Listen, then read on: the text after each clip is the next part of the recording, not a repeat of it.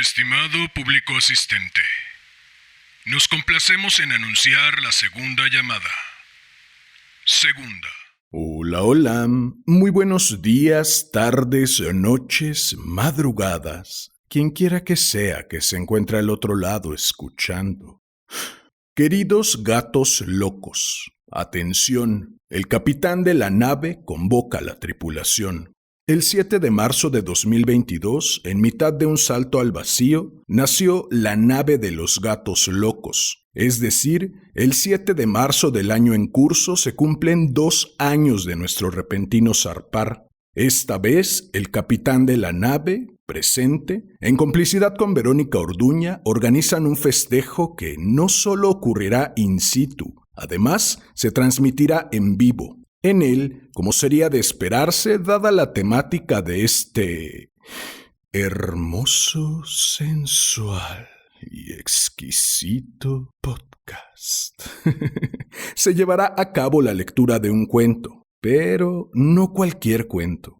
Para no sobreextender esta introducción, los invito a buscarme y seguirme en Facebook, en la página Damián Sastre Presenta : misma en que se han ido haciendo y se seguirán haciendo públicos todos los detalles. ¿Vale? Corran a darle me gusta y a seguir la página. No, en serio, aquí los espero, intentando silbar Twisted Nerve.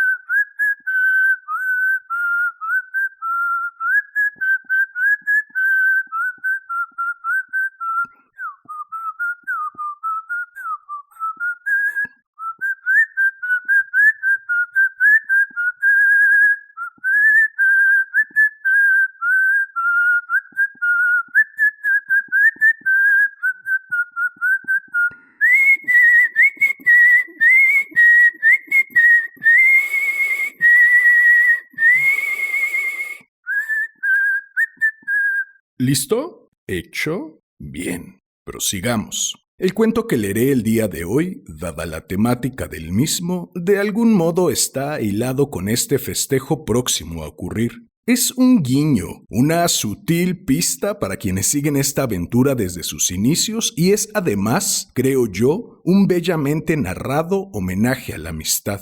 Hay como tantas otras veces más motivos para querer compartirlo con ustedes, pero eso se los contaré al final. Por el momento, demos paso a este cuento que, como ya es costumbre, dedico a mi madre por leerme cuando era niño, a mi padre por regalarme aquella radiocasetera, al niño que fui por combatir el aburrimiento con tanta creatividad, al hombre que soy por tomar este sueño entre las manos y trabajar para tornarlo realidad. De manera especial a todas las personas con las que guardo una amistad.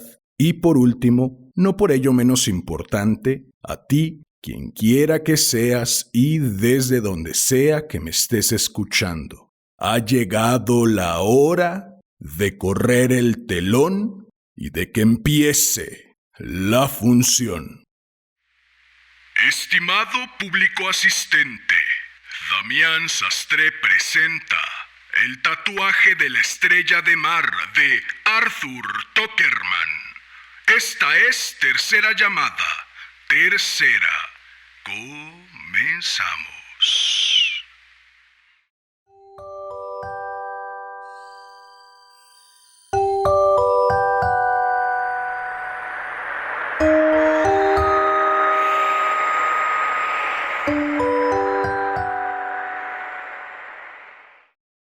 Royden y su amigo Cowlish estaban sentados a una desvencijada mesita en una taberna de Pernambuco. Era un establecimiento sucio y maloliente, escondido en una calleja oscura cerca de los muelles. El típico tugurio que parece inhibirse instintivamente ante el sincero resplandor del sol del mediodía. Royden miró a su compañero con una sensación creciente de desagrado. «Cuesta abajo, Cowlish», le dijo, «cada día un poco más abajo. Cualquier día empiezan a llamarnos rateros de playa, sin más, a los dos». Cowlish lo miraba con una imprecisa expresión de malestar en los desvaídos ojos azules. Hizo un esfuerzo visible y bastante lamentable por recomponerse y de pronto adoptó un aire compungido. No tienes por qué hundirte conmigo, Royden. A ti te queda una oportunidad, puedes dejarlo, pero yo no. Oye, anoche estuve pensando en ti. ¿Por qué no vuelves a Estados Unidos y empiezas de cero? Puedes hacerlo porque eres joven y tienes la ventaja de ser de buena familia. ¿Entiendes lo que te digo, Royden? Hizo una pausa breve para dar un trago a la ponzoña que contenía el vaso que tenía delante. Lo que quiero decir, prosiguió con insistencia de borracho, es que tienes lo que necesitas. Fíjate, maldita sea, mira cómo te bebes el alcohol a traguitos en vez de tomártelo de golpe como hacemos los cerdos. Lárgate, Royden, antes de que este sitio acabe contigo. Royden se rió ásperamente. Cierra el pico, Cowlish. No naciste para predicar. Cowlish siempre decía cosas absurdas cuando bebía. Sin embargo, tenía razón. Y entonces a Royden le pasó por la cabeza una imagen nebulosa, pero vagamente bella. Una casa grande, cómoda, blanca y rodeada de verde césped. Un jardín de malvarrosas y farolillos pasados de moda. Una tranquila carretera de Nueva Inglaterra cubierta por un profuso dosel de ramas de olmo. En aquella época era un chico honrado, el orgullo de una familia orgullosa. Lo mandaron a estudiar, pero de eso hacía muchísimos años. Un súbito espasmo de dolor le horadó la frente al recordar aquella noche trágica en la universidad en que se levantó tambaleándose de la mesa de juego y volvió a su habitación dando tumbos. Acababa de jugarse hasta el último céntimo que tenía y mucho más con sus amigos. Una noche de agonía y al día siguiente un cheque falso. Fue muy fácil. Después, el descubrimiento y la huida. Los años siguientes se resumían en varias impresiones distintas, sin secuencias coherentes, una serie de imágenes vivas, cinematográficas, muchos barcos, muchos puertos, muchas tierras, un trabajo brutal en un puerto de mar británico. Un anhelo de mejorar y después un año en un regimiento, en un tórrido puesto del Sahara en el que un sol blanco ardía sin tregua, sin compasión. Cuando no pudo más, desertó de repente en un visto y no visto. Luego, la plantación de caucho en Brasil, que acabó siendo un fracaso como todo lo demás, y ahora estaba hundido hasta el cuello. Cowlish empezó a zumbar otra vez. Hay un yate en el puerto, grande y blanco, que va a Nueva York. Un amigo de a bordo me dijo que anoche murió un camarero de fiebres. Puedes hacerlo, Royden, y cuando estés en Nueva York, busca algo que valga la pena. ¿Entiendes lo que te digo?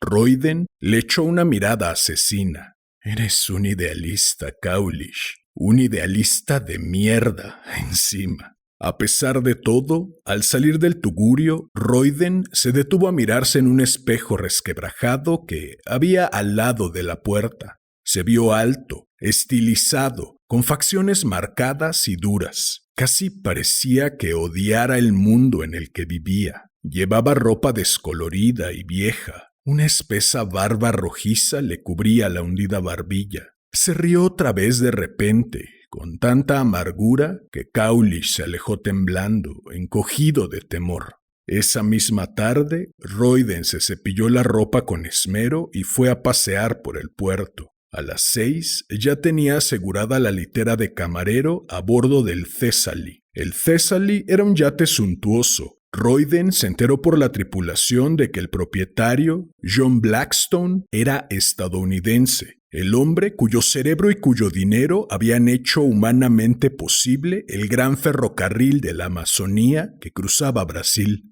Construirlo había sido la mayor obra de su vida y ahora, 10 largos años después, Blackstone volvía a casa a saborear el fruto del colosal éxito. Mientras ponían proa mar adentro, Royden, vestido con un uniforme nuevo de color blanco, servía la cena a Blackstone en el lujoso salón rosa y dorado estilo Luis XIV que ocupaba el centro del barco. De la cocina salían uno tras otro platos cocinados a la perfección por un chef francés. en tanto Blackstone comía en silencio, sin, al parecer, apercibirse de la presencia de Royden. Al final de la cena, éste sentía un aborrecimiento inexplicable por aquel hombre que lo tenía todo. A todo esto, los delicados lujos que adornaban el yate le habían recordado vivamente algunos momentos del pasado. Cosas de las que había gozado solo con pedirlas y que había aceptado con placidez como por derecho natural. La suave tapicería de los sillones, la plata que brillaba a la luz de las lámparas rosadas, el refinado damasco blanco, los decantadores de vidrio tallado llenos de vinos poderosos y singulares. Todas estas cosas lo afectaron de una manera extraña. Deseó con amargura haberse quedado con Cowlish, con la Purria, que ahora era su sitio. Una semana después, frente a las costas de Martinica, el Thessaly se vio envuelto en una niebla espesa y ensordecedora. Royden, en su litera, oyó el grito tristón de la sirena de niebla y la maldijo porque lo había despertado. Era alrededor de medianoche. Al final, cayó de nuevo en un sueño inquieto. Horas más tarde recobró los sentidos, muy despacio, como si saliera de un trance profundo. Se encontró tumbado en el suelo del camarote con un tremendo dolor de cabeza, porque se había dado un golpe contra la puerta al caerse de la litera. Se sentó y abrió los ojos. El camarote estaba completamente a oscuras. Presa de un incomprensible terror, dio un grito a pleno pulmón. Con el miedo en el cuerpo se vistió y salió tambaleándose. Todo el barco estaba a oscuras. No se oía nada más que los pasos de sus propios pies con calcetines. Por fin, a tientas, encontró la forma de salir a cubierta. Una humedad espesa que todo lo ocultaba se esparcía por todas partes. Solo se veían unos pocos centímetros de cubierta. Al instante, una sensación pegajosa lo invadió de pies a cabeza. En el silencio absoluto, solo se oía el suave chapoteo del mar contra el casco del barco. Echó a andar por la cubierta, que estaba muy inclinada, y descubrió una herida abierta en la proa del lado de estribor, donde un arrecife, amparándose en el manto gris de la niebla, había golpeado el barco cobardemente con un borde cortante. Royden comprendió que se estaban hundiendo, pero muy despacio, casi imperceptiblemente, y después vio que no quedaba un solo bote salvavidas, que todos los pescantes estaban vacíos. Al parecer, el capitán, la tripulación y Blackstone habían huido a toda prisa, sin acordarse de él. ¡Qué cobardes! Los maldijo a todos y a cada uno a gritos. Dio media vuelta hacia popa con paso inseguro, debido a la pronunciada inclinación de la cubierta, intentando en vano penetrar con la vista en la espesa oscuridad. Buscó a tientas un bote salvavidas, una balsa, cualquier cosa con la que poder escapar. Frente al cuarto de derrota, tropezó con algo voluminoso, de través en cubierta y cayó de rodillas. Buscó en el bolsillo y encontró una cerilla. La encendió y alumbró con ella el objeto con el que había tropezado. Era el cadáver de John Blackstone. Tenía la ancha y blanca frente horriblemente desfigurada. Algún aparejo de cubierta se habría desprendido y le había asestado un golpe mortal. Vio algo en la cara del muerto que le hizo volver a mirar. Lo embargó una sensación inexplicable. Fue como si se viera a sí mismo. La muerte le había alisado las arrugas del rostro. Parecía 10 años más joven. Blackstone era alto y desgarbado. Igual él tenía el pelo rubio, rojizo. Como él, pesaban los dos más o menos lo mismo. Solo se diferenciaban en dos cosas. Blackstone se afeitaba y él llevaba una poblada barba rojiza. De la otra cosa no se dio cuenta hasta después, cuando leyó la carta que encontró en la cartera del difunto. En cuanto a la ropa, no podían vestir de forma más dispar. Blackstone llevaba un traje gris de grueso paño de tweed y Royden un uniforme blanco de camarero. Después entró en el cuarto de derrota y encontró una lámpara. La sacó a cubierta y la dejó al lado del cadáver. A continuación, con frialdad y sin prisa, procedió a registrarlo. Encontró un delgado reloj con diamantes incrustados, una pluma estilográfica, una cartera. En la cartera había unos $800 en moneda brasileña, varias tarjetas de visita, una carta con matasellos de Nueva York dirigida a él con una dirección de Pernambuco. Abrió la carta y la leyó a la débil luz anaranjada de la lámpara. El membrete era de un club de Nueva York muy conocido y decía: «Querido John, todos tus viejos amigos y yo en particular nos alegramos mucho al recibir la noticia de que volvías a casa después de tantos años. Creo que no tardarás nada en volver a las antiguas costumbres. En Cedar Point todo está en orden. Lo cierto es que lo recorrí de arriba abajo el otro día y he encontrado unos cuantos criados de confianza. Confiamos en que llegues sano y salvo. Algunos de nosotros, los menos viajeros, seguimos creyendo que en los viajes largos por mar siempre hay que afrontar peligros sin cuento, a pesar de la radiotelegrafía y todos esos inventos». Royden esbozó una sonrisa escalofriante. Siguió leyendo la carta sin prisa hasta llegar al último párrafo. Lo leyó varias veces. Una chispa de astucia le iluminó los ojos con una idea fantástica. «No sé si te reconoceremos después de 10 años. Seguro que has cambiado como los demás, pero la antigua pandilla sigue aquí, John, dispuesta a recibirte. Lefferts, Van Burns y los demás, todos canosos, gordos y mayores. Pero, por mucho que hayas cambiado, les dije a los chicos en son de broma, siempre te reconoceremos por esa pequeña estrella de mar tan curiosa que llevas en la muñeca. ¿Te acuerdas de aquella noche hace años, después de una de tus grandes fiestas, cuando nos fuimos todos al puerto y unos cuantos insistimos en que un viejo marinero nos hiciera un tatuaje? ¡Qué locura! Pero fue muy divertido. Tu viejo amigo de siempre, Harris Fletcher».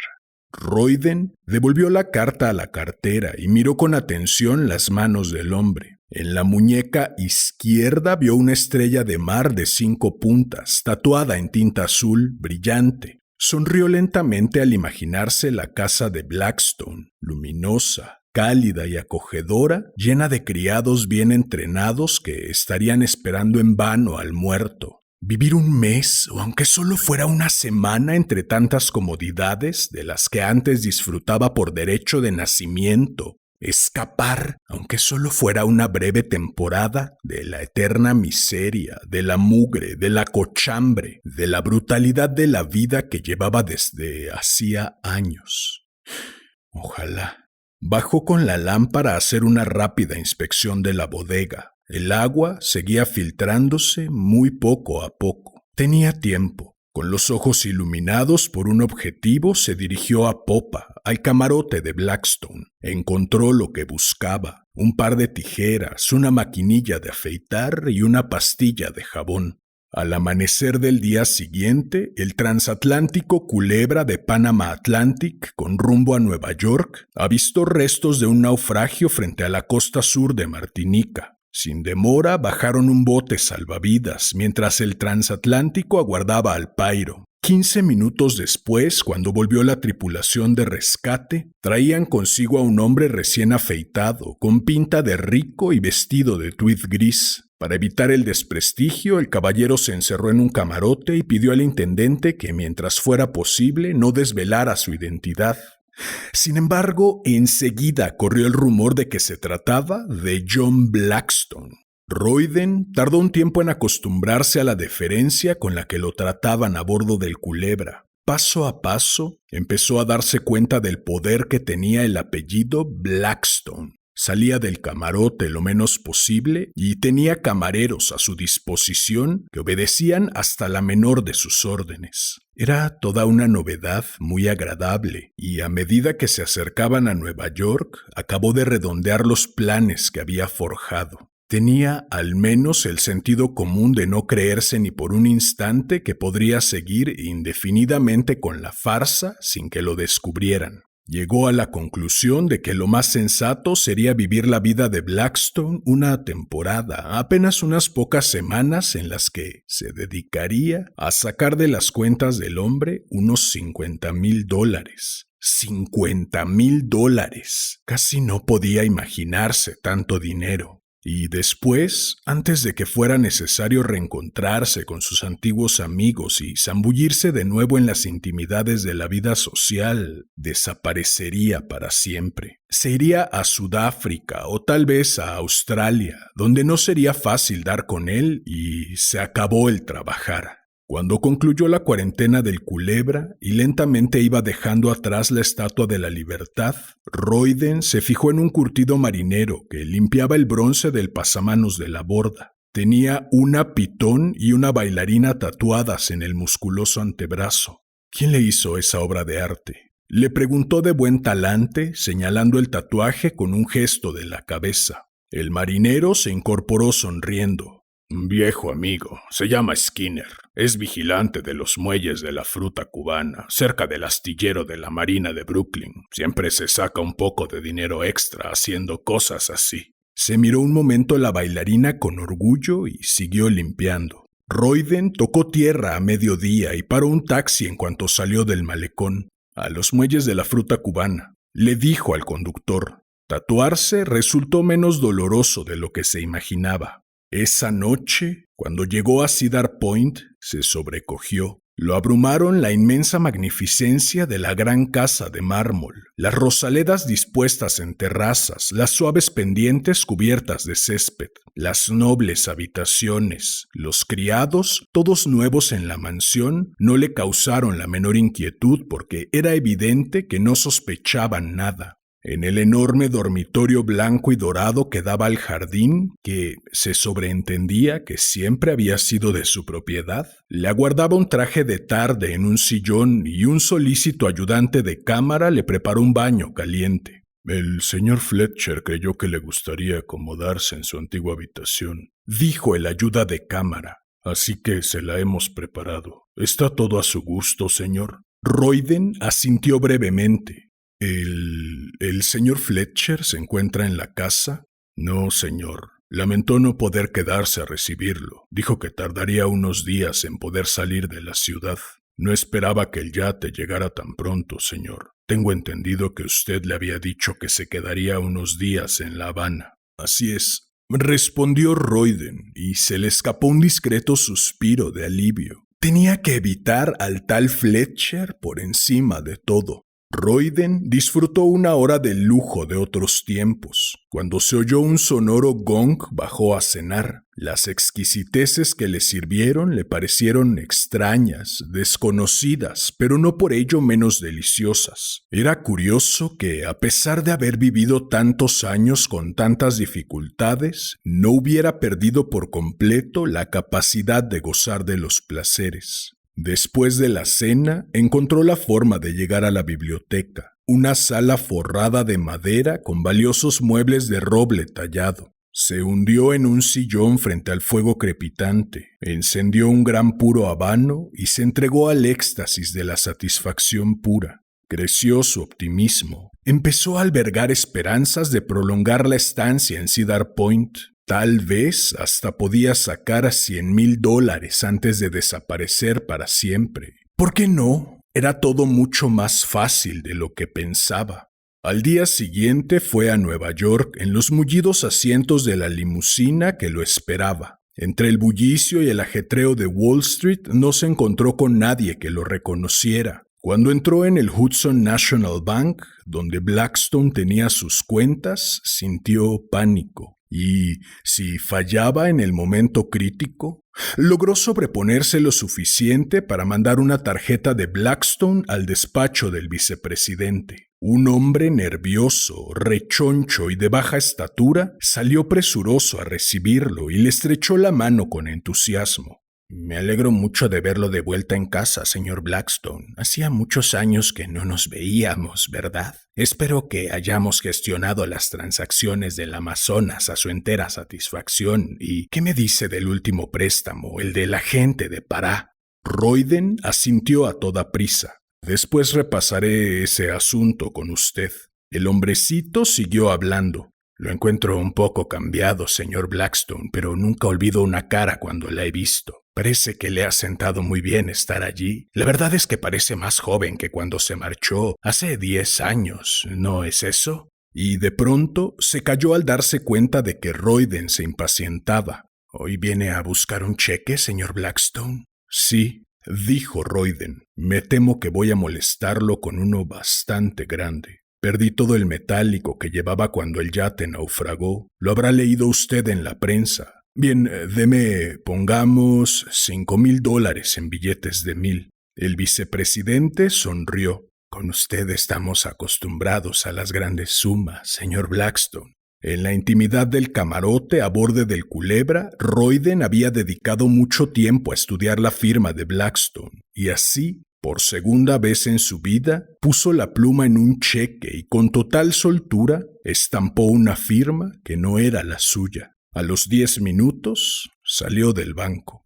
Ese primer día en Nueva York fue para él como un sueño vívido y extraño. Fuera donde fuese, la simple mención del apellido Blackstone producía deferencia y respeto. El sastre de la Quinta Avenida, al que encargó varios trajes del mejor paño de importación, se tomó un trabajo infinito con las medidas. Comió y cenó en los mejores hoteles a cuerpo de rey y pasó la velada viendo un musical de Broadway desde la intimidad de un palco de $25. Era poco más de medianoche cuando la limusina se detuvo delante de la escalera de mármol de Cedar Point. Esa noche el dormitorio le pareció incómodo y asfixiante, y justo antes de meterse en la cama, se acercó a la ventana para descorrer las tupidas cortinas de seda. Un sutil soplo de aire perfumado entró en la habitación desde las rosaledas de abajo. Abrió las cortinas. Un hombre salió de detrás de ellas. Royden vio el brillo de un revólver que le apuntaba a la cabeza e instintivamente se la cubrió con las manos. El desconocido, un pequeño ser marchito y mal vestido, lo obligó a retroceder paso a paso hasta la cama. «John Blackstone», le dijo. «Llevo 15 años esperando este momento. Siéntate en la cama, no te muevas y atiende lo que te voy a decir». Era un hombre viejo, enclenque y arrugado, pero la intención impávida de sus acerados ojos grises le dio miedo inesperadamente. Se sentó enseguida en el borde de la cama. «Blackstone», dijo el hombre secamente, «¿te acuerdas de la mina de cobre Golden Arrow?» Naturalmente, Royden no tenía la menor idea, pero asintió por instinto. Empezaba a entender que tenía que meterse en el papel de John Blackstone, pero deseaba por encima de todo que el hombre dejara de apuntarlo con el revólver. El desconocido señaló con un movimiento de cabeza el reloj de bronce dorado, que contaba los segundos en la repisa de mármol de la chimenea. «Es la 1:10, Blackstone. A la 1 en punto voy a pegarte un tiro. Si entre tanto gritas o intentas resistirte de alguna manera, no dudaré en disparar. Sin embargo, creo que es justo que sepas por qué vas a morir. Así que voy a contarte una historia». Royden notó el sudor que le corría por la frente. ¿Quién era ese ser que lo había esperado escondido? Un loco, probablemente. Tal vez pudiera entretenerlo hasta que llegara alguien a ayudarlo. En ese instante, las agujas del reloj saltaron una fracción de segundo, con un ruidito que le puso los nervios de punta y... «Oiga», empezó a decir con desesperación, «no soy el hombre que...». Pero el hombre le indicó que se callara. «Shh. Lo sé todo», dijo con una sonrisa siniestra. «Con tus dulces promesas te llevaste todo mi dinero y el de muchos más, y sabías desde el principio que aquello no valía un centavo. Maldito seas. Mi mujer murió por tu culpa. Le partiste el corazón. Murió en la pobreza, y mis hijos consumen su juventud trabajando como esclavos en una fábrica. Ah, Blackstone, te conozco de sobra. No creas que estoy loco. Aprendí de tus trucos cuando te fuiste a Brasil y juré que si alguna vez volvías a este país, no vivirías ni 48 horas y aquí me tienes, dispuesto a cumplir mi palabra. La voz de Royden, aterrorizada y estridente, rompió el silencio. ¿Cómo sabe que soy John Blackstone? No puede demostrarlo. El hombrecito sonrió burlonamente. Te conozco muy bien. Fuiste tú en persona el que me convenció de aquel plan del demonio. Yo era oficinista en la National Wheel Company, que tú presidías. Supongo que dirás que no te acuerdas de aquella mañana, cuando nos llamaste al despacho. ¡No!, gritó Royden. No me acuerdo porque no soy Blackstone. El desconocido lo miró un instante y se echó a reír. Dios, qué sentido del humor. ¿Te crees que voy a tragarme esa bola? Puede que estés un poco más delgado. A lo mejor tuviste que trabajar allí en vez de engordar a costa del dinero de hombres pobres. Royden miró el reloj con terror. Solo faltaban 4 minutos para la 1. Por el amor de Dios, gimió. Hágame caso, no soy Blackstone. Blackstone está muerto en el fondo del mar. Puedo contarle lo que sucedió, pero por favor aparte eso, deme una oportunidad. El desconocido acarició el revólver. Supongo que tendría que oír lo que quieres decir, dijo aburrido. Pero vas a morir de todos modos, así que, ¿para qué? Entonces, Royden le contó de corrido la historia, con algunas incoherencias, mientras el hombre lo escuchaba con una mueca burlona en los labios. Desesperado, le resumió a toda prisa lo que le había sucedido desde que el barco chocó contra el arrecife, pero con la lucidez suficiente para omitir toda alusión al tatuaje. Tenía la sensación de que esta parte del relato parecía increíble, y por lo visto, el hombre desconocía la marca de la muñeca. Con disimulo metió las manos en los bolsillos de la bata. A la 1 menos 2 minutos terminó de contarle la historia. Y ya ve, concluyó sin aliento, suplicante. Estoy tan lejos de ser Blackstone como usted y... ingenioso. Se burló el desconocido. Muy ingenioso. Pero no me lo trago. El reloj va a dar la 1 dentro de un momento. De repente se le iluminaron los ojillos triunfalmente. Pero, oye, voy a darte una oportunidad divertida. Hay una forma, solo una, de que me convenzas de que no eres John Blackstone. Él tenía una estrella de mar tatuada en la muñeca. Recuerdo que los oficinistas nos reíamos de ella. Por lo visto te la hiciste de niño después de una fiesta muy loca. Royden se puso más pálido que la misma muerte. No tiene derecho, gimió, pero el viejo se había levantado de la silla y jugueteaba con el arma. Vamos, enséñame las manos. Royden las levantó por encima de la cabeza. En la piel curtida de la muñeca derecha se veía una estrella de mar tatuada. ¡Ah!, gritó el antiguo empleado victorioso. Eso me parecía. He aquí la prueba. Levantó el revólver rápidamente. Royden, tenso, se puso totalmente en guardia, dispuesto a saltar. No iba a morir así como así, sin oponer resistencia. Entonces el reloj zumbó y dio la 1. El viejo frunció el ceño, confuso. Seguía apuntando con el revólver, pero ahora parecía curiosamente descolocado. No intentes moverte, ordenó. Solo responde. ¿Dónde te hiciste el tatuaje si no eres John Blackstone?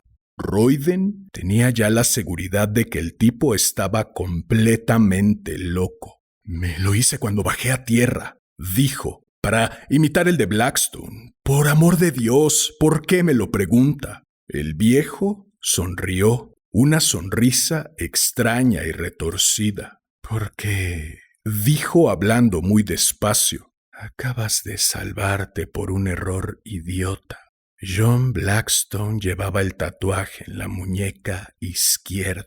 De repente, cruzó la habitación como una flecha y abrió de par en par la puerta de un armario. Salieron 2 hombres en traje de noche, parpadeando ante la repentina claridad.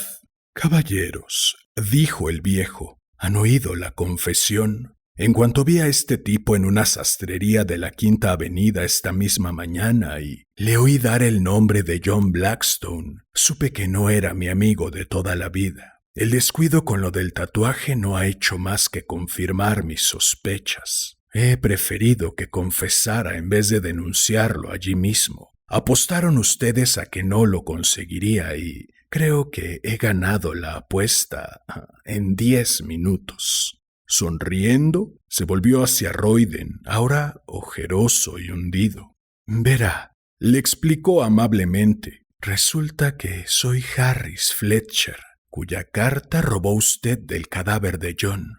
Mi pobre amigo, aparte del pequeño fallo del tatuaje, ha cometido usted otro mucho mayor. Pasó por alto una cosa, que cuando muere un gran hombre, un hombre bueno, sus amigos viven para proteger su memoria».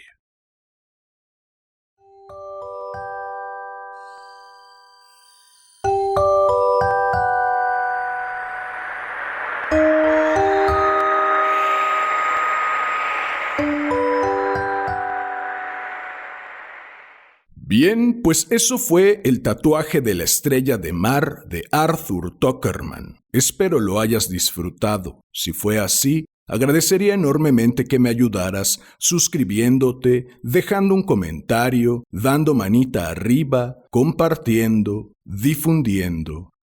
Vale. ¿Qué tan lejos se puede llegar?, preguntaría yo, fingiendo ser alguien que no se es. Y este cuento responde, no muy lejos. ¿Cuántos de nosotros hemos en algún momento ido o quizá aún vamos por la vida pretendiendo ser quienes no somos? Si bien es cierto, la máscara como acto social es hasta cierto punto útil, necesaria e inevitable, también lo es que la misma máscara encierra peligros, acaso sutiles en apariencia, pero no por ello menos peligrosos. Solo por enumerar algunos, entre más nos mostremos al mundo con la máscara, más tiempo estaremos obligados a portarla, nos guste esta o no. Entre mayor parte de nuestra existencia esté apuntalada en la máscara, más riesgoso resultará perderla. Si alguien descubre nuestra máscara, en sus manos estará el destino de la misma y, por lo tanto, el destino de todo lo forjado a partir de la máscara. Entre más se use la máscara, más peligro se correrá de terminar sintiendo, creyendo que se es la máscara, y entre más se olvida quién se es en realidad, mayor necesidad de construir y portar nuevas máscaras. Entre más máscaras se construyen y se portan, más vulnerable será el yo verdadero. ¿Los beneficios de la máscara valen todos sus peligros? Yo, personalísimamente, creo que no. El némesis de las máscaras, según mi entendimiento, son los espejos. Algunos sirven para descubrir si en ese preciso momento estamos o no enmascarados. Otros, para reafirmar quién somos cuando no estamos enmascarados. Algunos sirven de recordatorio de quién no somos ni deseamos ser. Otros, de recordatorio de quién no somos, pero sí deseamos ser. Y aunque esta última premisa pueda parecer contradictoria, no lo es en realidad. No está mal, como bien lo he dicho en otros capítulos, desear, incluso desear ser distinto ser. Ese deseo es, de hecho, la piedra angular del crecimiento personal. Lo malo del desear comienza cuando no se sabe si los deseos son propios, heredados o, hablando de máscaras, responden o no a la máscara que estamos portando en el momento. Desnudarse de vez en cuando frente al o los espejos nos ayuda no solo a conocernos mejor, que no es poca cosa, además a separar lo que es auténticamente nuestro de lo que simple y llanamente no lo es. En fin. Si deseas seguir asomándote a los espejos, si deseas hacerme saber tu opinión acerca de esta nave de los gatos locos, si deseas estar al tanto del contenido que publico o si deseas sugerir un cuento o una pluma nueva para cualquiera de las 2 secciones de este hermoso, sensual y exquisito podcast. Puedes buscarme en Facebook como Damián Sastre, mi perfil personal, en YouTube como Damián Sastre Presenta, Casi Diario de un Loco y Damián Sastre Presenta, Déjame leerte un cuento, en mi Instagram, @Casi Diario de un Loco, ahora también en TikTok como Damián Sastre Presenta, y en la página homónima de Facebook, en donde iré congregando todo lo concerniente a esta nave de los gatos locos y sus múltiples aventuras, las ya emprendidas y las que se están por emprender. Por ejemplo, el festejo del 2º aniversario de este rinconcito sonoro. Si llegaste hasta aquí, como ya es costumbre, agradezco inconmensurablemente tu valiosísimo tiempo. Recibe un enorme abrazo. Ten una excelente vida y hasta la próxima.